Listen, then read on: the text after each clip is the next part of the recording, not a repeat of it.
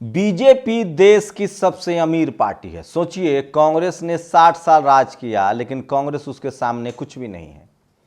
10 साल बीजेपी के मोदी राज में हुए हैं और 5 साल वाजपेयी रहे। 15 साल के राज में बीजेपी के पास पता है कितना पैसा है?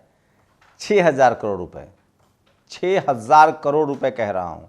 और सिर्फ 21-22 में 4990 करोड़ का इजाफा हुआ है। आप कल्पना कीजिए कि बीजेपी से कोई लड़ सकता है? और सपा, बसपा, आरजेडी, जेडीयू, इन सब पार्टियों को, जेएमएम पार्टियों को तो कोई चंदा देने के लिए तैयार नहीं है। दरअसल बीजेपी जब सत्ता में आई तो उसने एक नया तरीका निकाला, इलेक्टोरल बॉन्ड, गुप्त चंदा। पहले जो पॉलिटिकल पार्टियों को चंदा मिलता था उसका हिसाब किताब रखना होता था। भ्रष्टाचार के नाम पर सत्ता में आई बीजेपी ने इलेक्टोरल बॉन्ड का फॉर्मूला अपनाया कि जो चंदा देगा उसका न नाम, न पता, न खता, न बही, जो कहे पार्टी वही होई सही।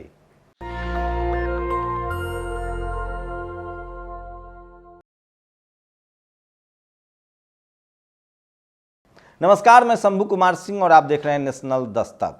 बीजेपी के इलेक्टोरल बॉन्ड का फॉर्मूला अब सुप्रीम कोर्ट पहुंच गया है। वो भी डीवाई चंद्रचूड़ के कोर्ट में सुनवाई होनी है। वही मायावती ने चुनाव आयोग पर बड़ा बयान दिया है। उन्होंने ट्वीट करके कहा है कि मध्य प्रदेश, राजस्थान, छत्तीसगढ़ या फिर आपको बता दें कि तेलंगाना हो या मिजोरम, इन राज्यों में जो चुनाव है ये तो अच्छी बात है, लेकिन क्या यहाँ भी वही सब होगा जो पहले होता रहा है? चुनाव आयोग को उन्होंने बड़ी चेतावनी दी है। आप सोचिए, चुनाव आयोग पर आएंगे। इस देश में जिस शख्स को सबसे ईमानदार चुनाव आयोग कहा गया, दो शख्स को, एक तो लिंगदोह को जो बाद में हुए, और उससे पहले जो सबसे अपने आप को सबसे ईमानदार चुनाव आयोग का टैग लगा के उन्होंने खूब मतलब नाम कमाया। तो सोचिए किस तरह से वो शख्स जो है, उस समय लालू यादव सत्ता में थे और चुनाव आयोग का सबसे ज़्यादा, टीएन शेषन का मैं की बात कर रहा हूँ, टीएन शेषन हो या लिंगदोह, मायावती के खिलाफ चुनाव आयोग ने क्या क्या रुख अपनाया, लालू यादव के खिलाफ क्या क्या रुख अपनाया, इस पर भी बात करूंगा। लेकिन सबसे पहले बात इलेक्टोरल बॉन्ड की। बीजेपी आज देश में सबसे अमीर पार्टी है। बीजेपी का हर राज्य में दफ्तर है। देश की राजधानी दिल्ली में बीजेपी का 5 स्टार दफ्तर है। उसके बाद बीजेपी के नेताओं की ही माने तो उसके हर जिले में लगभग दफ्तर खुल गए हैं। शहरों की छोड़िए, हर जिले में उसके 5 स्टार जैसे दफ्तर हैं। शहरों में बड़े बड़े दफ्तर हैं 5 स्टार जैसे। सवाल है कि इतना पैसा आ कहाँ से रहा है? पैसे के पेड़ तो होते नहीं हैं, कहीं ना कहीं तो कोई दे रहा है। तो कौन दे रहा है? और आखिर सारा चंदा बीजेपी को ही क्यों मिल रहा है? नीतीश कुमार भी मुख्यमंत्री हैं, उनको क्यों नहीं मिल रहा है? हेमंत सोरेन मुख्यमंत्री हैं, उनको क्यों नहीं मिल रहा है? तमाम बीजेपी शासित दलों को या बीजेपी जहाँ जहाँ है वो सबसे ज़्यादा चंदा मिल रहा है और सबसे अमीर पार्टी बीजेपी है। 6000 करोड़ का पैसा चंदा है उसके यहाँ। इस चंदे में सबसे बड़ा तरीका अपनाया गया इलेक्टोरल बॉन्ड का। इलेक्टोरल बॉन्ड वो तरीका है जिसमें चंदा देने वाले का नाम गुप्त रखा जाता है, न खता, न बही, न टैक्स। पहले जो है वो चंदा देने पर एक लिमिट था कि इतना 1000 रुपये चंदा देंगे तो कोई नाम नहीं बताया जाएगा, लेकिन इतना 1000 से ज़्यादा चंदा देंगे, 25,000 से ज़्यादा चंदा देंगे या 5 लाख से ज़्यादा चंदा देंगे तो आपका नाम बताया जाएगा। लेकिन इलेक्टोरल बॉन्ड वो तरीका अपनाया गया जिसमें कोई अरबों खरबों का चंदा दे दे, न कोई हिसाब, न किताब, न खाता, न बही। और यही मामला सुप्रीम कोर्ट पहुंच गया। एडीआर से लेकर कई संगठनों ने प्रशांत भूषण के नेतृत्व में सुप्रीम कोर्ट के रुख का दरवाजा किया। 31 तारीख को वहाँ सुनवाई होगी। आगे भी सुनवाई चल सकती है। सुप्रीम कोर्ट ने कहा है कि हम इस पूरे मामले को देख रहे हैं। प्रशांत भूषण ने कहा है कि ये भ्रष्टाचार का मामला बनता है। आखिर पता तो चले देश को और इनकम टैक्स को, ईडी को, कि भैया चंदा देने वाला कौन है। आपको पता ही है कि जो कंपनी 9 लगाएगी वो 13 तो पाएगी।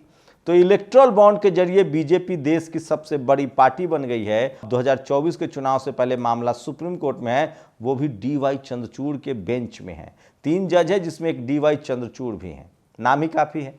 2024 से चुनाव से पहले यूपी का चुनाव होना था और वहाँ उस समय सोचिए आप किस तरह से एकाएक नोटबंदी कर दी गई थी। तमाम दलों के पैसे खत्म हो गए थे। चुनाव लड़ने तक के लिए दूसरे के पास पैसा नहीं था।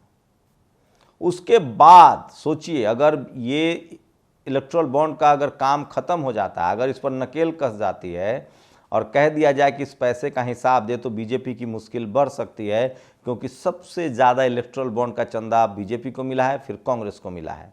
कांग्रेस भी कोई बड़ी पार्टी नहीं है, लेकिन 6,000 करोड़ की संपत्ति है। तो इलेक्ट्रल बॉन्ड पर अगर नकेल कसता है, अगर रोक लगती है, तो बीजेपी की मुश्किलें बढ़ जाएंगी। सोचिए, ये सब किया धरा अरुण जेटली का है, जो आदमी, सोचिए 2014 में भ्रष्टाचार के खिलाफ आंदोलन चल रहा था और कहाँ इलेक्ट्रल बॉन्ड का कंसेप्ट लाया गया। मतलब जो चंदा देगा किसी पार्टी को, उसका कोई हिसाब किताब नहीं, उससे कोई नहीं पूछताछ करेगा।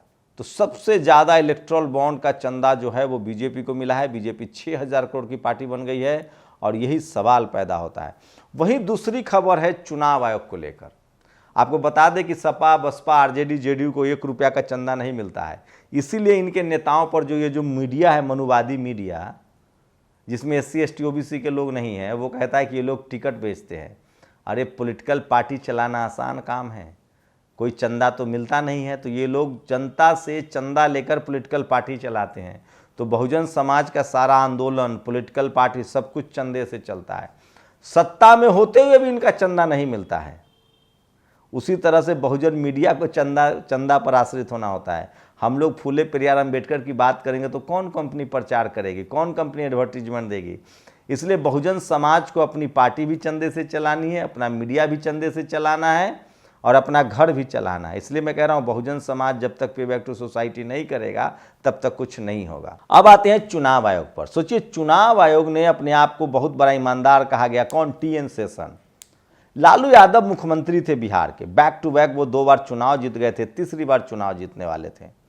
तब जाकर TN शेषन ने साम दाम दंड सब लगा दिया। पोस्टर नहीं साट सकते हैं, गाड़ी की चेकिंग, पैसा, ये वो, राजनीति का अपराधीकरण। सोचिए, आज अब चुनाव आयोग कह रहा है कि जो आदमी पर आपराधिक रिकॉर्ड होगा वो अपने 3 बार अखबार में अपना अनाउंसमेंट करेगा। सोचिए, इस देश में कितना बड़ा मनुवादी मीडिया ने र्यूमर किया कि यहाँ राजनीति का अपराधीकरण हो रहा है, जबकि राजनीति का पैसाकरण हुआ है।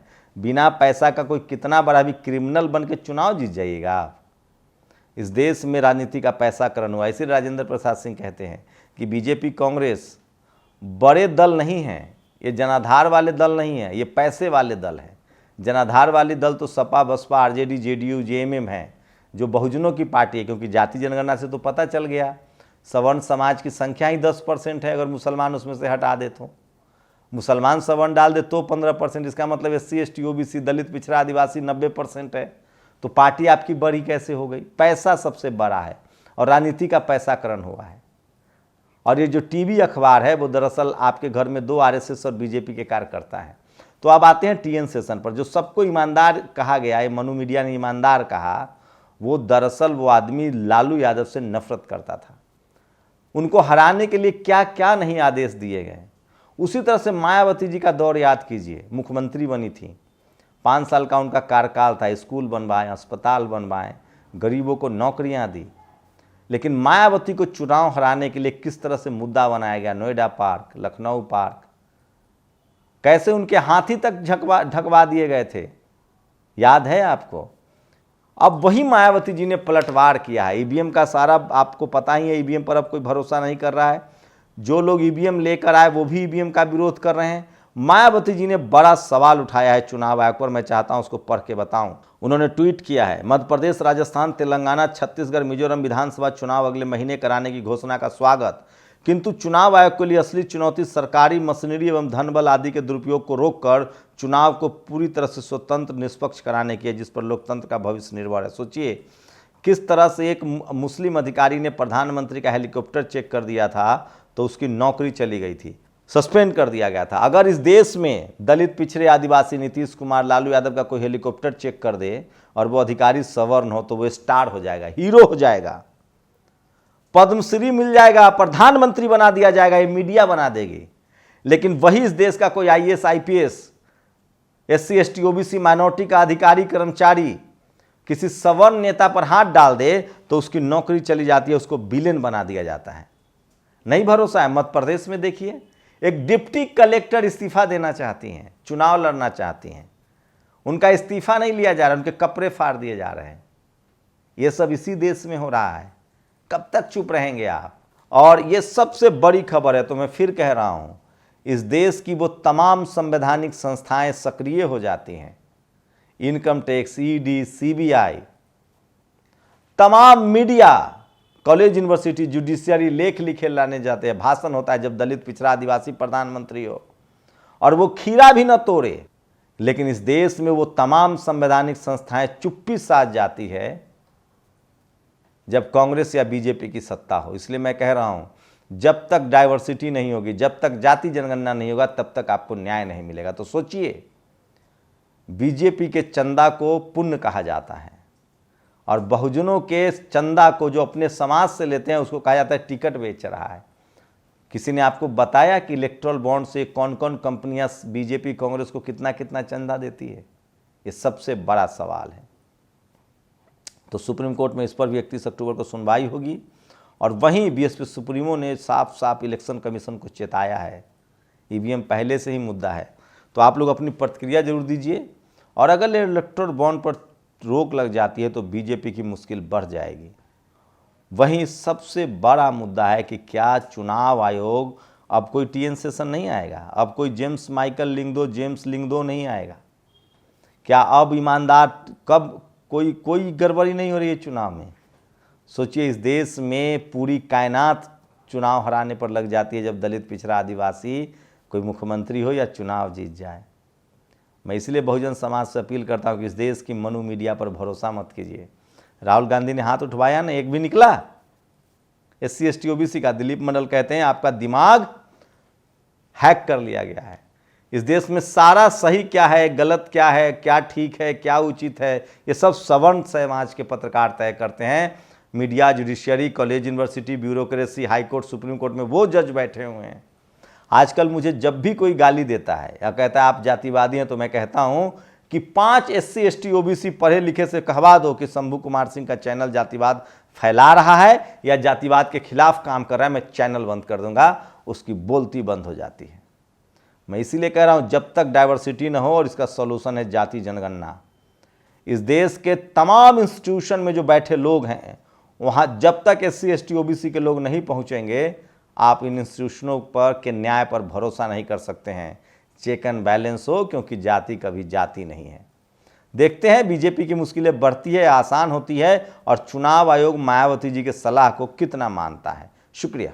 नेशनल दस्तक की आपसे गुजारिश है कि अगर इसको बचाना चाहते हैं तो नेशनल दस्तक को सब्सक्राइब करने के लिए रेड कलर के सब्सक्राइब बटन को दबाएं, फिर बेल आइकन की घंटी दबाएं। नेशनल दस्तक को बचाने के लिए बहुत जरूरी है कि हर खबर को शेयर करें, लाइक करें, कमेंट जरूर करें।